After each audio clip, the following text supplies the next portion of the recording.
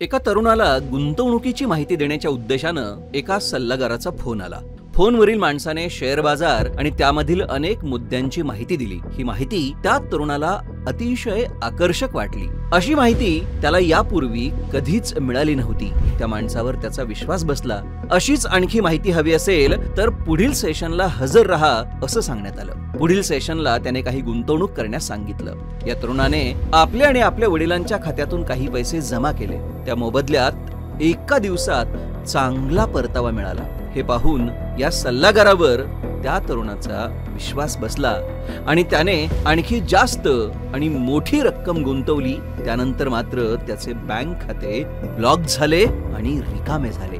अशा प्रकारच्या फसवणुकीपासून स्वतःचे संरक्षण करा। कोणताही व्यक्ती किंवा संस्था अधिकृत आहे की नाही याची खात्री करा, त्यानंतरच गुंतवणूक करा।